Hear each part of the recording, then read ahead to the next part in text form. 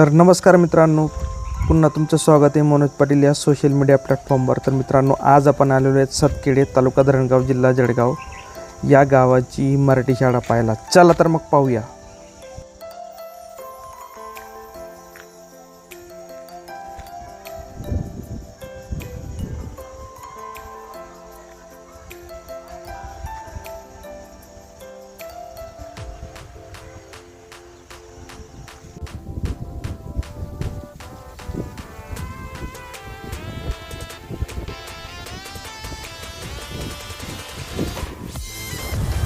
तर नमस्कार मंडळी, पुन्हा तुमचं स्वागत आहे मनोज पाटील या सोशल मीडिया प्लॅटफॉर्मवर.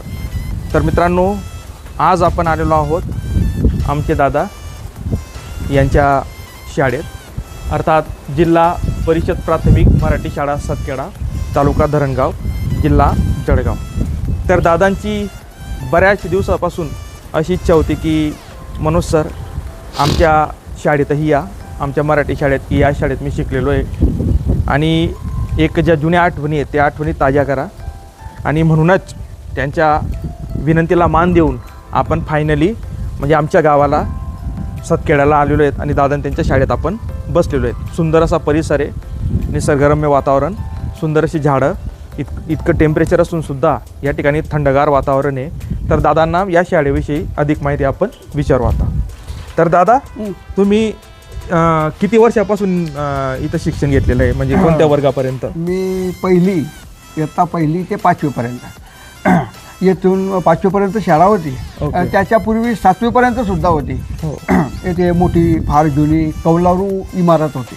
असं आहे का? हो, फार मोठी, म्हणजे जवळजवळ या आमच्या या परिसरामध्ये जर म्हटलं तर सर्वात मोठी इमारत शाळा आपल्या सतखेड्याला होती.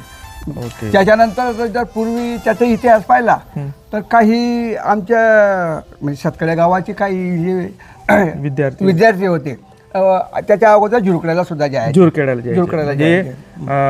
इथं पण काही विद्यार्थी शिक्षण घ्यायचे आणि झुरखेड्याला पण जायचे. हो, नाही, ही शाळा म्हणजे 5वी पर्यंत 1955च्या पहिली गोष्ट आहे. म्हणजे ही शाळा 1955ला स्थापन झाली. आपली शाळा 1955ला इथे स्थापन झालेली आहे. आणि खास करून पूर्ण गावाने श्रमदान करून ही शाळा बांधली होती. ही शाळा इमारत उभी केली. तुम्हाला आठवतंय का ते? नाही, मला ते नाही आठवत.